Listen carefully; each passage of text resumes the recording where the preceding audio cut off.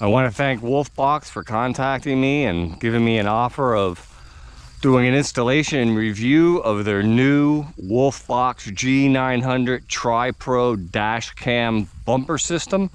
We're going to go through an installation on here. We'll do some review videos, do a little bit of off-road, check out that new bumper cam, and let's see how she goes. Okay, so we'll start with the installation. You'll have your mirror here, obviously the OEM mirror. To get this bracket off, now I put my wires up through here. I wanted to be as neat as possible, keep as less wires hanging out here, and this seemed to work out pretty good. Used a bread tie to tie up all the wires. To take this off, just push that down, comes right out. Same thing with this one, push on this side, push on that side. This comes right off, so it's nice and easy to work on. What I did was I kept my wires back behind here. I wanted to make sure that we get that cover back on. They weren't going to be interfered with anything. Same with on this side. I ran my GPS wires and my fuse box wires out this side and across, and I ran my front camera and my rear, or my bumper camera and my rear camera out this side. So you can see how easy that is to get off. Once you have those wires run into this position, you can put that cover back on. To put it back on, just simply set it here. It's in. That's it. That's all there is to it. This comes into here.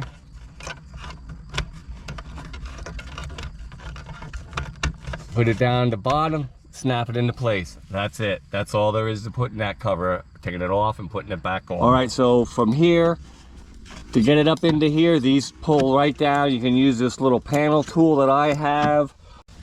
You want to work this across your wire all the way across. Now you got to get behind here and you want to get along this side. So you basically take your tool, dig into this. These pop right out. That's a number 10. You don't have to take this all the way out. You just have to take that bolt out and move it off just a little bit, and you have plenty of access to get your wire right behind here. Now you want to be careful because these are airbags, so you don't want to get the wire in there or cross anything. You want to bring it all the way around, all the way up through here into this channel and all the way down. Snaps right back in. Okay, so now you have your wire out to this point. You basically want to run this all the way down to here. Once you get to here, you have this cover on here. Now this cover looks a little intimidating, but it's really not. You want to, again, take your tool, get behind it, there, get behind it, and just come up off the side and it pops right out. That's all there is to it. Nice and easy. You want to follow your wire down through behind your rubber, stay behind the rubber all the way down into here. Okay, so now you got to get behind here. Now you got to take this panel off because that's not only where you want to run your wire on here, it's also you have to move this to get back into out through the firewall to get that rear or bumper camera out front. So you want to take off this panel. This is just a matter of grabbing it and pulling it up. The front panel, these actually come apart, but you don't even have to do that. These, there's just a little plastic nut here. Just take this nut off. Set that aside, and this whole panel comes right out.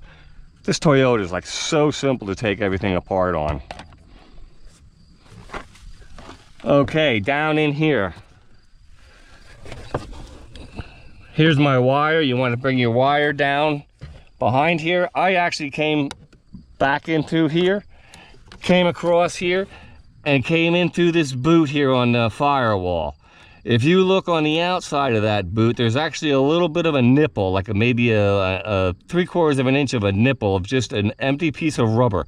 I cut that off and that's where I came through. We'll get into that. Okay, there you can see the boot. That's the boot I'm talking about. There you can see the wire that comes out.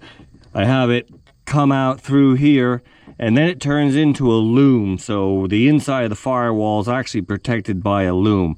I want to move that one down there. I don't have that one covered yet. I just got to move the loom down. Then basically I just run it along here. all along the side fender. Tuck everything back behind here. You can't even really see it. Keep it all underneath here, nice and neat. All the way across. Come down in out the bottom here.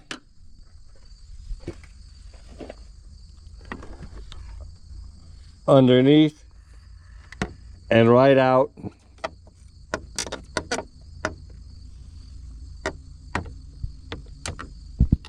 Right out through here, right out through the front.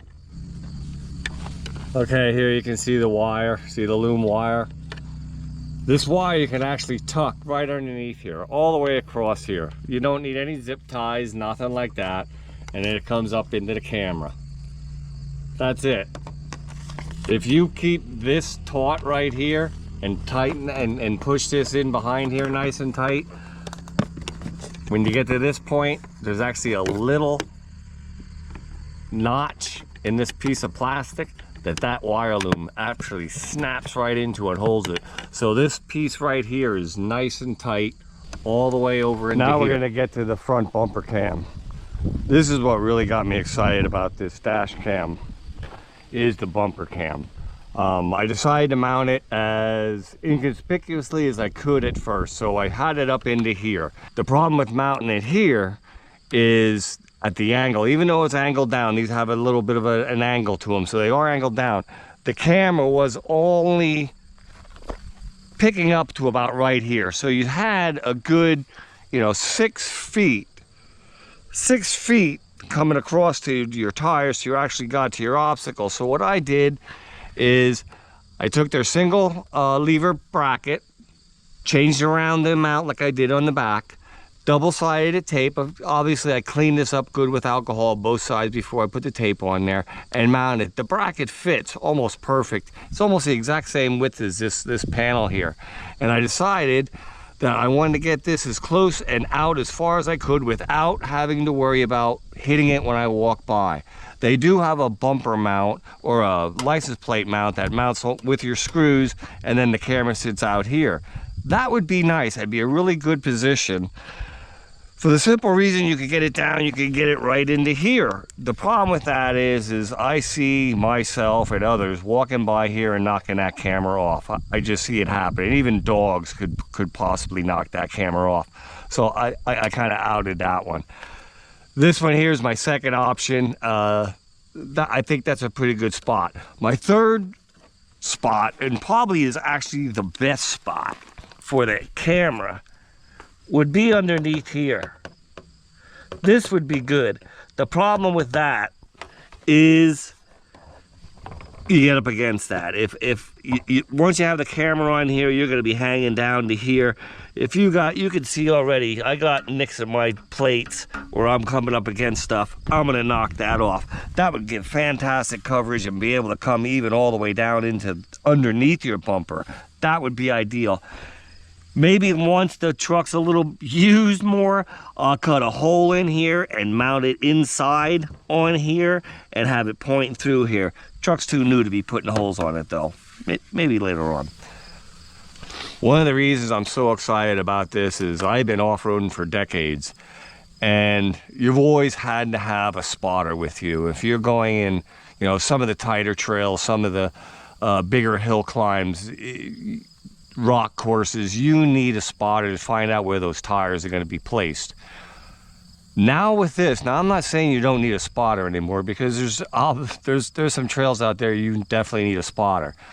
But if you're just a casual off-roader and going over berms and even sand dunes or hill climbs or coming into ditches, this thing is ideal. Even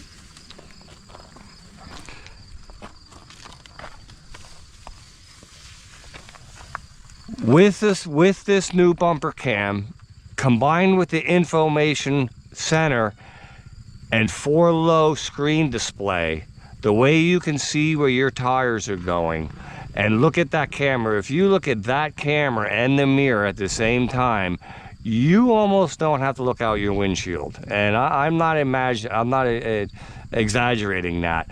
That's how good this camera is. And keep in mind, even though I'm concentrating on right here, this camera is actually going out probably about 10 or 15 feet. So you can take that, and I probably showed you on another part of the video already where you can pan the camera up and down. Now again, you're not panning this, you're just scanning the whole picture, which is a lot bigger than what you actually see in your mirror.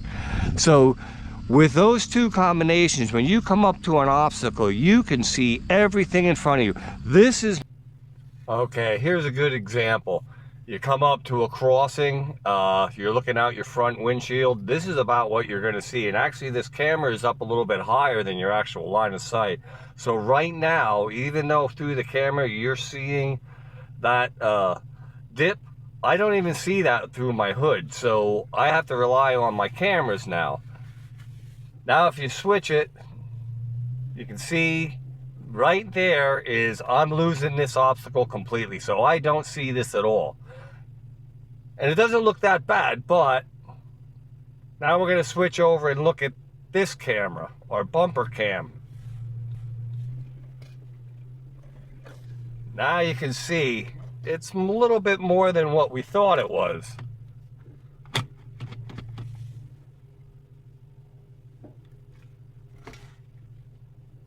And without that bumper cam, I would have came into that and never knew those rocks were there.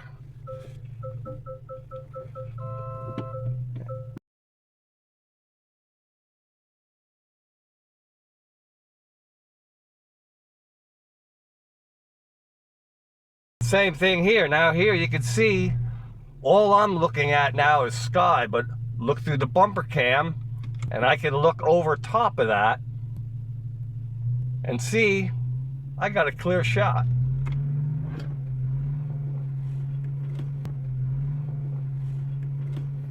Works pretty good.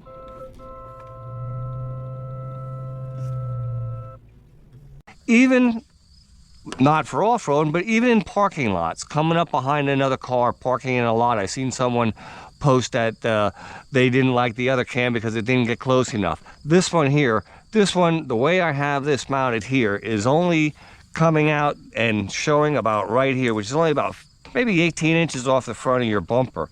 That's pretty close. You don't want to be parked any closer to that anyhow.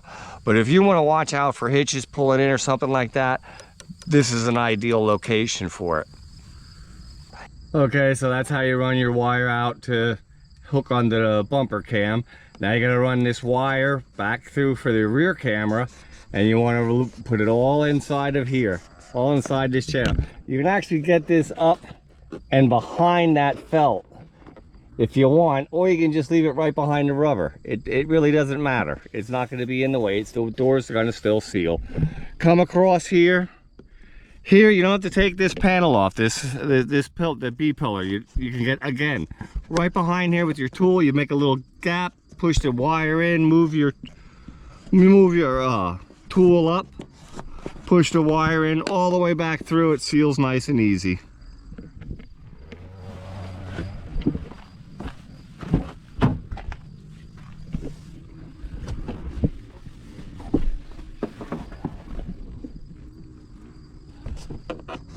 Through the rear door, again, same thing. Just push it right up along this rubber. Keep it right along the rubber, right across to this one. Keep that wire, run that through. You can just push it right up there and run that wire right through here. When you get to here, you don't have to take this plastic off. Again, right through here. You can see there's a big gap there. You got plenty of room to run the wire. Run it all the way back to this part right here. This panel you do have to take off. Again, very, very simple. Rear panel here, easy to take off. I like to get it underneath the rubber here so you don't see it if you do make a mar. But basically, just comes right out again. And again, you don't have to take it all the way off if you don't want to. You can just take it off to this point here. Now you do at this point have an option of running down to your reverse lights. This has a couple options on the Wolfbox. You can use, it'll turn the camera to the rear camera mode when you put the vehicle in reverse. and it'll put up your lines for you for your backup lines. I'm not going to use that. The infotainment center on this thing has a pretty good backup system. I don't want to monkey with that. I think I'll just stick with that. So I'm not even going to hook the reverse wire up. We're just going to leave it hanging here. Put it back on. Yeah, you can see I hardly having to do it. It just snaps right on. Again, these Toyota panels are awesome to work with. So here you have where we stopped. You have the parking wire that either just gets laid in there if you're not going to use it, or run down to your reverse wiring. Now you have to run your wire over to pick up your reverse camera. Now that depends on where you're going to mount your camera and how you're going to run this. I'm going to run my camera up at this point right up here. So I want to come across this and get into this mechanism here. So basically you just want to come across here. Again, you use your tool, create a gap, open it up. You got plenty of room in there to run your wire all the way across, and this fixes it real nice too. But when you're done, run it all the way across to here. Now there is a little bit of a problem getting this wire down in through here. You can do it in one of two ways. You can either try and bring up the connector and push everything up into here. I didn't want to do that because I felt that you're going to have a lot of slack in there, and then you have that little heavier connector, and every time you rattle, I'm afraid it was going to be tapping off of this, so I didn't want to do that. So I actually have my connector underneath here in the foam here, and there's, you know, you got some insulation and stuff laying in here, so it's better protected than what it is up in here. The way I did that is I ran this wire all the way through and came down here and made my connection underneath here. The way I ran my wire is I took this plug out, all these just like this, they all just pop right out. I took a hole punch and punched a small hole to run my cable through. Now I just made it a little bit bigger than this so I wouldn't have a big hole in there and I didn't have to use so much RTV to seal it up. But because of that, you do have the bigger connector on the end to push through there. The way I figured that out is I took a little bit of piece of blue tape and taped over the electrical connector, and then used plumber's grease to grease up the fitting.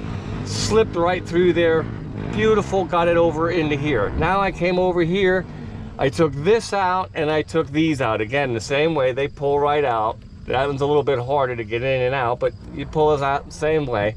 I put my connector in here again with the grease. I ran a little bit of a piece of wire up through here, grabbed it and pulled it down through. With it being greased, it pulled right through, got it down into this chamber, made my connection, and then put these back up and closed everything all up. Got some RTV, ran it all the way around there to make sure no water gets in there, and I think we're good to go. And that snaps right back into place too. That one actually went in really easy. You have a couple options of where you can put your reverse camera. I've seen some people put them here, here, here, and inside here. Another place you could put it is underneath in here and up on here. I personally want to keep my rear view mirror in the center, so that to me eliminates this spot, this spot, this spot, or either one of these spots. I guess it's fine. I think for the rear view camera, you want to keep that in the center of your car, especially in parking lots and stuff like that. You're backing around, you want to know where the center of your car is, and if your camera's offset, it's just going to throw you off just that little bit, and you don't need much to hit something. So I think it's just a good idea to keep it in the center, right along your line of sight, and keeping the body in the middle of your view. I think that works out best. I like this one here. I showed you where we put it. Number of reasons, again, is it doesn't have direct sunlight hitting it, so it gets a better view. It doesn't have any chance of getting wet because it either has this covering it over it if it's drizzling, or you can have the window up and it's absolutely not going to get wet. The glass does distort it just a hair, not much. It's like putting sunglasses on. It's not bad. You can keep the window up or keep the window down. Going slow, I don't know, you know in these Toyotas, if you keep the window down and you're off-road and you're getting dust in your car, you just look at mine right now. I just came off to this off-road park. I probably drove half a mile down this road and this is what the car looks like. So with the window down, it's gonna roll in there. So this camera will penetrate that back window, no problem. Looks great. I think it's a good spot. Okay, to mount the camera, really super simple. Pulled this rubber up, cleaned all underneath there, took the dielectric grease out of there. That Toyota puts in there to stop moisture from getting into this, actually getting into this part, coming around and getting into this part, or getting in between the metal. Clean that all up, take some alcohol, clean it up, use double-sided tape, and I used a double hinge bracket supplied by Wolfbox. I had to switch the way it hooked to the mounted to the camera. This was actually pointing in this direction. I just took this screw out and this screw out, flipped the camera around and rehooked it so I could have this double angle where it comes back and back doubles over on itself and points out the back window. I kind of like this installation. I think it keeps it nice and clean. There's no way you shouldn't be able to knock against anything loading the car or unloading the car. It should keep everything good. Even with the window down and reaching in and out, it's right in front of your face. You really should be able to get in without knocking everything all over the place. Okay, so for running wires to your fuse panel and to your GPS, you'll want to come along this side now and follow this, tucking it all in underneath here. You can see there's lots of room all the way over here. You got to take your A-pillar off again. Again, these just pop out here, 10 millimeters. Pop it away. This will get loose enough that you can run your wire all the way down behind this panel, and you want to keep it, absolutely, you want to keep it right up against here. You do not want to get your wires into this area in here. You want to keep your wires all the way down here, and then you can see my GPS unit is all the way right here. Double-sided tape, stick it right to the to the dash. You're good to go. With the fuse line, we basically, with this off, again, kept it up on top in here, ran across all the way around, and came into this rubber. Followed it all the way down, and again, this is off already, so all the way down. Now out here, you actually don't have to take this panel off because you're not running into there. You can, there's enough room here for you to get around there. I just pulled this out and got the wire behind it. Yeah, like that. You can see there. And just pushed the wire behind there. Kept the wire all the way down into this point. Okay, down here, same thing as on the other side with this kick panel. You want to take this nut off. Then you want to come back here and pull this sill up. Okay, same thing with the other side. Pop this sill up, comes right out. Pop that out. Pull this off. Grab a hold of it, take it off here.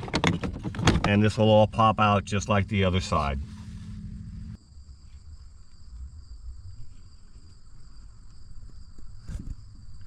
Take the panel off. Real simple. You have 4 of these little clips. Now you want to start on your corner. Just push the clips forward. These push right down. That lowers. Then once the panel's down, you want to get this pin out of here for your light. I don't know if all of them have them, but I know the pros have them. And then this panel just pulls right away.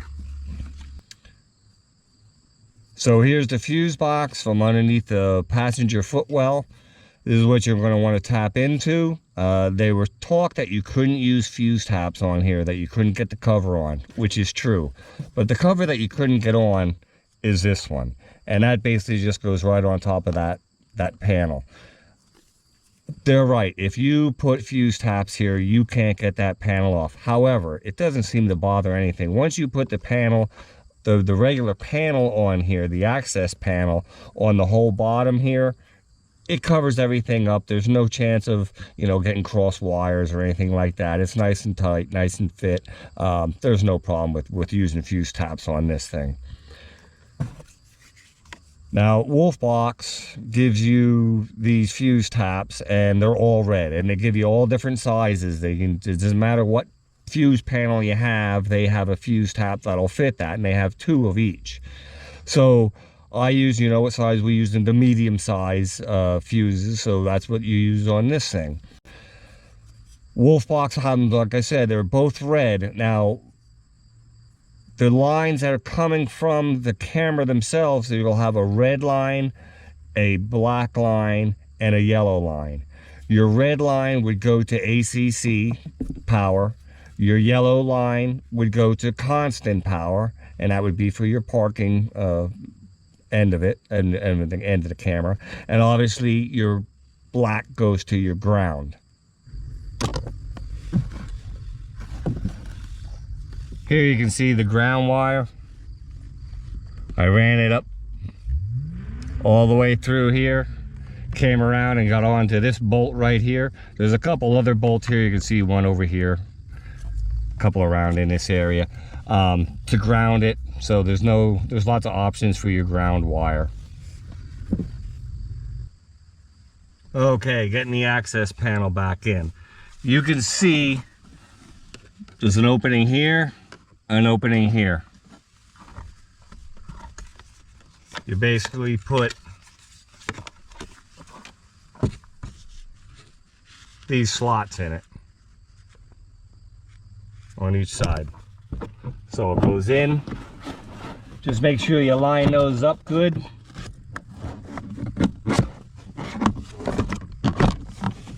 Make sure they're in those slots.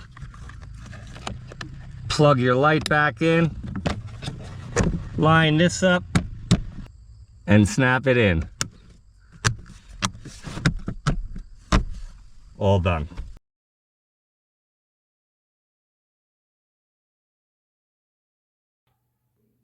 A little bit of an update for you. On the way home from filming this install video, we decided to, because we were on a dirt road and it was dusty, you can see in the video and the inside, the outside was just as bad, to stop at a touchless car wash and wash off the outside.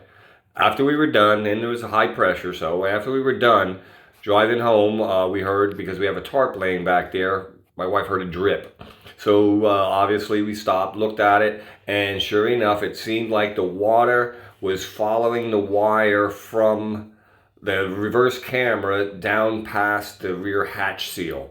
So I thought that would pinch and it wouldn't get through, but evidently it is, so we got to take care of that. Shortly I'll drill a hole up top above the camera, put a grommet in and run it down through the same chase that I ran it through before, replace that grommet that I punched a hole through, and all should be good. But here anyhow, you can see, even with water on that glass, how good this camera looks in the back. Looks fantastic.